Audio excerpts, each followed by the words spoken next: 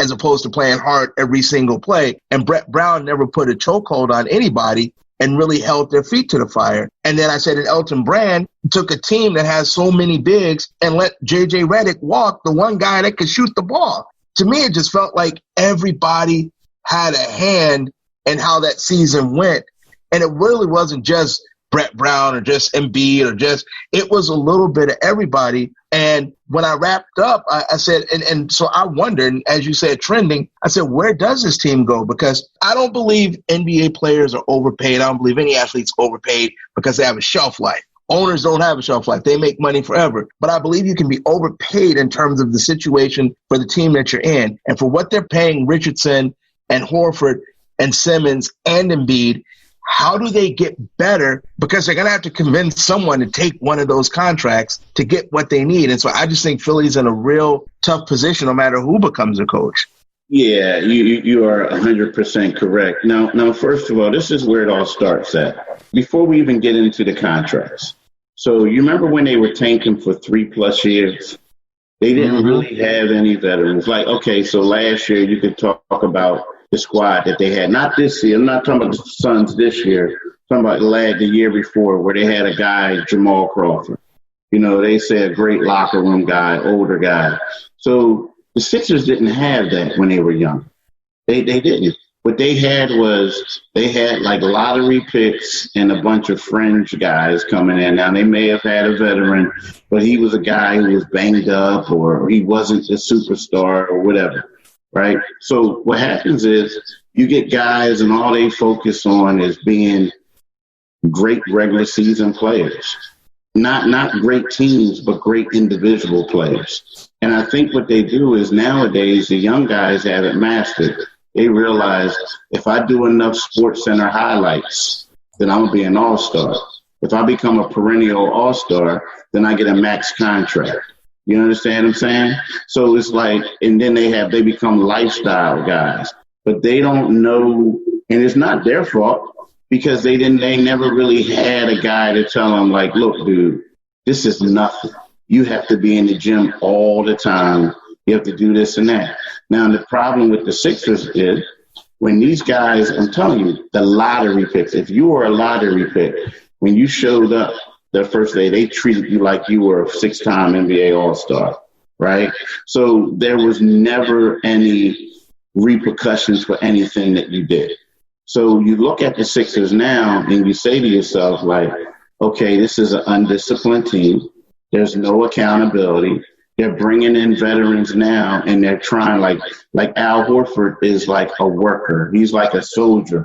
One thing he isn't is he's not like one of those, I'm going to get in your face, be a vocal leader, right? So that's where they struggle at. And then you're right. You know, you look at Embiid and all that. Now, here's something else that they did. 2 years ago, they said, we're going to go star hunting. They went after LeBron. They went after Paul George. And they tried to trade for Kawhi. They struck out on all three. So what they did is they said, you know what? We're going to have to pay money to people. And when they made that trade to Tobias Harris, they gave up all those draft picks. They gave up their best young shooter. Tobias was like, okay, y'all going to give up all that for me in my final year? I'm about to get paid. So what happened is the Sixers, instead of like saying, I mortgage my future for a guy that's going to walk, they gave him $180 million, right? Al Horford. They gave Al Horford $97 million guaranteed. He had $28 million last year. So let's look at the Lakers, right? So the Lakers have JaVale McGee and Dwight Howard, two veterans who are making the minimum. Al Horford was the backup center making $28 million. Joel Embiid was the starting center making $27.5. So everyone else, they were making on average $5 million at the center spot, but they had these two dudes making over 50 combined. So you look at it and you say to yourself, like you said, who's going to take these contracts? And then the bad part about it is when you look at it, you look at a guy like Devin Booker, a wing, a guard. He's the type of guy that gets the max money nowadays, right? Those are the type of guys, a Jamal Murray, guys like that.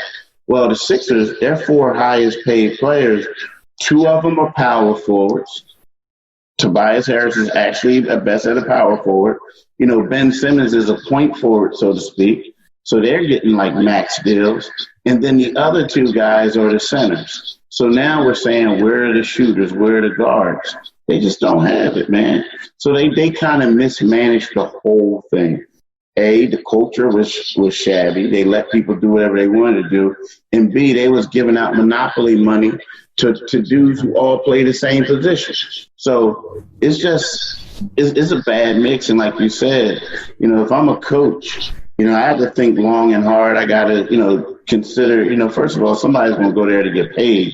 But at the same time, you're looking at it and saying, okay, they have over $400 million tied up in 4 players moving forward. But we may be no better than the 7th best team in the East next year. So that's bad. They really messed that up, man. They really messed it up. So I know your friend said you were hard on the team. I think you were you kept it real on the team. Keith, there's also something to be said for a relationship between whoever the head coach is going to be and upper management. And as you know, the Sixers have had so much turnover, especially at the GM spot. Sam Hinkie to Brian Colangelo, now to Elton Brand. Whoever they hire as the head coach, that has got to be one of their paramount issues to make sure that relationship between whether it be Ty Lue or whoever it is, he has a relationship that's good with Elton Brand, and those 2 can coexist and make the right decisions for the Sixers. Exactly. But I also think the Sixers are going to make a shakeup in the front office. So they also got to figure out who the next people are going to be too. Because, right now, Elton Brand, they're all saying that he has a collaborative effort. There's no longer collaborative decision making. Now Elton Brand is going to make the decisions. But for a while, it was the other way around. So if you're the coach, you got to make sure that the stuff that y'all saying is totally true, right? I just can't have Elton just being the front guy, but then there's a lot of stuff going on behind the scenes. And I think that's really important. And then also, I hate to say it, I know this might sound crazy, and some people saying, you do this and it's bad. But if you're a coach, you also have to have a great relationship with the ownership group, because this ownership group is heavily involved. Like, there's been, that trade with the Phoenix Suns. It came down to the ownership group thinking that Zaire Smith was great analytically. So if you're the coach, you got to have the ear of the ownership group to make sure you get the right players in here. I want to ask you, Keith, with NBA playoffs happening, I want to get your take on it. And who do you see coming off here, going on to the finals? It's been such a competitive playoffs. You mentioned the Suns. Everybody was feared and didn't want to face them. Now they're lucky enough that they won't. And we've just seen just the performance, Luka and Lakers, and just, so much talent out there, and everybody's just bringing their A games. It's kind of, in a way, for me, who do I see going on, to the next series of the playoffs, and just, let alone be the finals. What do you see or do you think is going to happen? The team that I have winning it is the Clippers. And I had the Clippers like all year. Like, the thing about the Clippers, people are talking about, man, they're struggling against Dallas. Well, Patrick Beverley didn't even play, you know what I mean? And he brings a lot. And I think that, they're a team that right now they were looking at Dallas and saying, oh, this is Dallas. This dude Luka's overhyped, this and that. But I look at the Clippers, and I think the Clippers are going to do it. Now, I always said the team, I'm not a big believer on Milwaukee, and Milwaukee lost to Miami. And I always think that Milwaukee's a great regular season team. And I look at the thing to me is, I know a lot of people say they're kind of small, but I always thought the winner of the second round matchup between the Toronto Raptors and the Boston Celtics are going to come out of the East. And I still think that. But I look at this Boston team, and they're just hard to match up against. And, I mean, you have Jason Tatum, you have Kemba Walker, you have Jaylen Brown. You know, I mean, they're just tough. And the thing about it is they're playing without one of their best players, and they're still giving teams the business. I think that it's going to be Boston and the Clippers, and I think the Clippers are going to win it. A lot of people in LA are going to be upset because they look at the Clippers as like the little brothers. But I just look from top to bottom, they're just too deep to me, too deep. Keith, can Paul George shake out of this shooting slump? Yes, he had a really great Game 5, but Game 6 he came back and shot 6 for 19. Is this a man that can turn this thing around? I know in some interviews he said the bubble was kind of getting to him. It was kind of wearing on him. Then eventually he kind of shook it off, but then he went out and shot again poorly in Game 6. Can he turn this around, and can they win a championship with a Paul George that shoots that poorly? You know, I think that he can, but when I look at that team, like Paul George to me is like the icing on the cake. Like I don't like when I see Paul George, I mean, nothing against Paul George. I know he's an all-star and he calls himself playoff P, but it's all about Kawhi. And then like if you have like those guys coming off the bench making their shots too, like Lou Will, stuff like that. Like, you know, Paul George is good, but like I would be more concerned if Paul George was playing out of his mind and Kawhi was struggling.